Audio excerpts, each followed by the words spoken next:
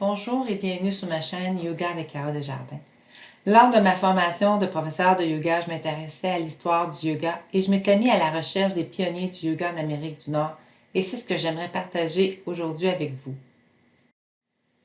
Le premier yogi en Amérique du Nord fut Swami Vivekananda qui est né en 1863 à Calcutta. Il a ouvert un pont sur le continent. Philosophe contre le sectarisme et le fanatisme, il prêchait à chaque humain sa religion. C'est en 1893 qu'il se rend à Chicago à l'occasion de l'exposition universelle. Il est décédé à l'âge de 39 ans. Nous avons ensuite Sri Ramana Maharshi. Son nom signifie « divin et grand sage ». Né en 1879, sa réputation a dépassé les frontières de l'Inde. Une citation célèbre « Vous êtes cela en cet instant même ». Son enseignement dans la tradition de la non-dualité est essentiellement centré sur la notion du soi et la question du « qui suis-je ». Il a très peu écrit et certains de ses enseignements oraux ont été retranscrits ou oubliés.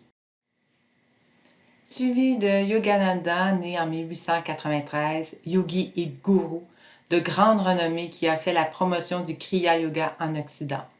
C'est en 1920 qu'il s'est rendu la première fois aux États-Unis, plus précisément à Boston. Il fonde la communauté de la réalisation de soi. En 1924, il établit le siège de son organisation à Los Angeles. Il est l'auteur de l'autobiographie d'un yogi. Swami Prabhupada, né en 1896. C'est son maître en 1936 qui lui formule son désir de le voir transmettre son message à l'Occident juste avant de mourir. Étant à la tête d'une entreprise pharmaceutique, ce n'est qu'en 1966 qu'il embarque sur un cargo pour se rendre à New York.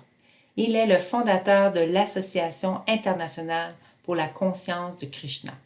Son premier livre, édité en langue anglaise en 1972, la Bhagavad Gita as it is. Ce livre raconte l'histoire du Krishna, un prince guerrier en proie au doute devant la bataille qui risque d'entraîner la mort des membres de sa famille. Indra Devi, décédée à l'âge de 102 ans, fille d'un père suédois, directeur de banque et d'une mère aristocrate russe, elle a été actrice et danseuse à Berlin vers les années 1917. En 1927, elle s'embarque pour l'Inde, cachant ses racines. C'est en 1947 qu'elle fait un passage en Californie avant de retourner en 1960 en USSR, où elle fut très désappointée et quitta à nouveau le pays. En 1897, elle est élue présidente d'honneur de la Fédération internationale de yoga et de l'Union latino-américaine du yoga. Maharishi Yogi, né en 1917, chef spirituel, maître spirituel indien fondateur du mouvement de méditation transcendantale. Il est principalement connu du grand public pour son lien avec les Beatles et de plusieurs autres célébrités occidentales, les Doors, Stevie Wonder, Jane Fonda, Clint Eastwood, Shirley MacLaine, George Lucas, Gwyneth Paltrow, Oprah Winfrey, Sheryl Crow, pour nommer que ceux-ci. La popularité de la méditation dans le grand public à partir des années 60 lui est attribuée. Au sommet de sa popularité en 1975, il apparaît au Tonight Show et en couverture du Times Magazine. Iyengar, maître de la pratique du yoga et plus particulièrement du Hatha Yoga. Enfant chétif, né avec des bras et des jambes maigres, un ventre protubérant et une grosse tête, sa santé plus tard fut détériorée par des crises de malaria, de fièvre typhoïde et de tuberculose. C'est à l'âge de 16 ans qu'il s'initie au yoga. Il a beaucoup insisté sur la pratique des asanas et du pranayama. Il a écrit plus de 296 livres. M. Iyengar a visité le Canada et y a enseigné plusieurs fois entre les années 1980 et 1990. Le Time Magazine l'a inscrit parmi les 100 personnes les plus influentes du monde en 2004. Swami Vishuddhivananda, né en 1927, celui qui a le plus déclenché l'expansion incroyable du yoga dans le monde occidental. Il a fondé la première école de yoga en Occident en 1959, toujours là, sur la Maine. Il a été formé par Sivananda. Il a subi une instruction rigoureuse qui dura 12 ans, dont une année à méditer dans une grotte de l'Himalaya. C'est en 1962, à Valmorin, ici au Québec, qu'il fonde un des premiers ashrams de yoga en Occident. Il a voyagé dans toute l'Amérique du Nord, enseignant le yoga et observant le mode de vie. Il se donne comme mission officielle d'œuvrer pour la paix. Devananda, surnommé le Swami volant, survole les zones de conflit du monde, Pakistan, Moyen-Orient, Cuba, Irlande du Nord et les bombarde de fleurs. Dr. Bali, toujours vivant au moment où j'enregistre cette vidéo, il a dit qu'il était sûrement un occidental dans une autre vie car tout lui est familier à son arrivée sur notre continent en 1967. Il a été formé par Swami Sivananda. Il enseigne à Montréal depuis 1970. Il est le fondateur de l'Institut Bliss à Montréal et a formé plus de 300 professeurs. Dr. Bali associe les techniques anciennes et la philosophie avec l'intensité d'aujourd'hui pour une expérience de yoga originale. Il a introduit la discipline dans les grands hôpitaux, les centres communautaires, les entreprises, a un cours accrédité dans les cégeps et plus de 30 écoles sur l'île de Montréal. Dr. Bali donne des consultations privées, des classes régulières et propose aussi des programmes d'entraînement. Il mène aussi des ateliers et des séminaires à travers le Canada, aux États-Unis, aux Bahamas et en Inde. À son arrivée, Dr. Bali est rapidement adopté par une équipe culte de Montréal, les Canadiens de Montréal, ce qui lui a valu le titre de gourou du Canadien de Montréal. En 1973, on pouvait voir en première page du journal La Presse l'arme secrète du Canadien, le yoga. Et dans la gazette, Habs won't stand clap, no sir, yoga teacher did. Dr. Bali a entre autres développé un programme de yoga pour femmes souffrant du cancer du sein, le programme Sérénité qu'il enseigne lui-même. Une étude scientifique en 2010 a été réalisée et les bienfaits de ce programme sont incontestables. Moins de dépression et de détresse psychologique, améliore l'état de santé physique et mentale. Certaines ont vu leur espérance de vie augmenter.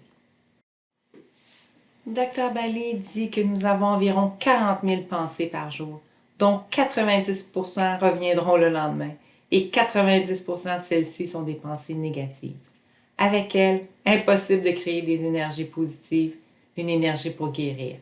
Quand guérit-on le mieux? Dans le sommeil profond, parce que le mental n'intervient pas dans le processus. Le yoga nous apprend à être heureux, ici et maintenant. Et enfin, une pionnière québécoise, Jeanne d'Arc Léger-Lamontagne, épouse du député Marcel Léger. À cette époque, elle est rejetée par certains membres de sa famille à cause de sa pratique du yoga, qui, selon eux, va à l'encontre de la religion chrétienne. Elle est formée par Gérard Fortier au Centre Sivananda de yoga, la première à ouvrir une école de yoga au Québec, à Montréal. Et c'est en 1964 qu'elle fonde l'Institut de yoga de l'Est. Sur cette photo, on voit Jeanne d'Arc, sa fille Hélène Léger et sa petite-fille. Hélène Léger est praticienne en harmonisation énergétique, professeure de mise en forme, pilates et méditation au Centre de vie de Ripon.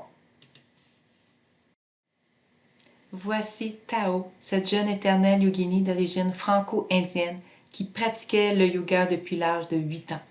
Elle a enseigné cet art partout dans le monde et dans la banlieue de New York jusqu'à l'âge de 100 ans, aussi passionnée de la danse.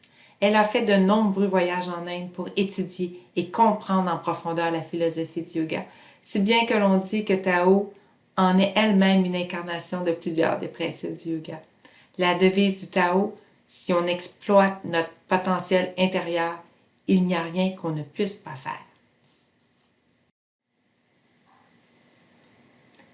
Swamiji Claude Passaro, conférencier, auteur, animateur de séminaires.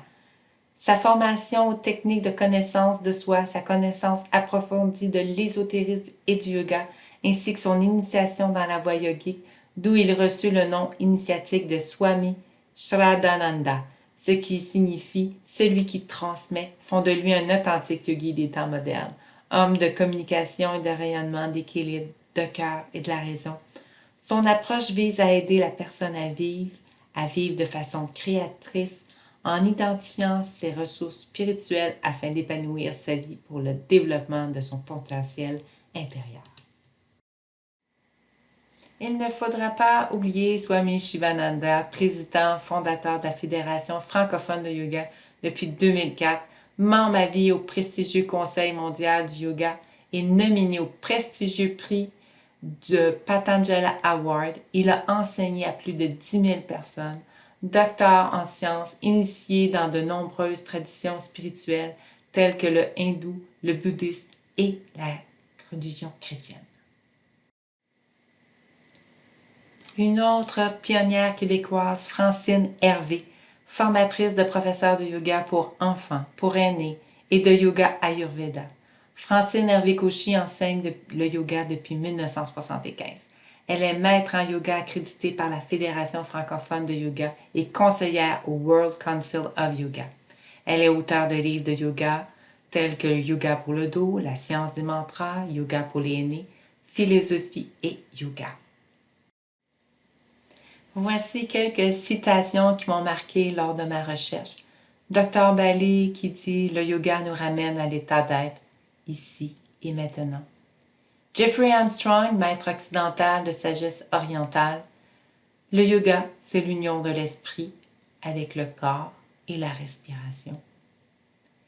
Sri Venu, le yoga, c'est le contrôle de l'activité mentale, un art de vivre et de ressentir les choses.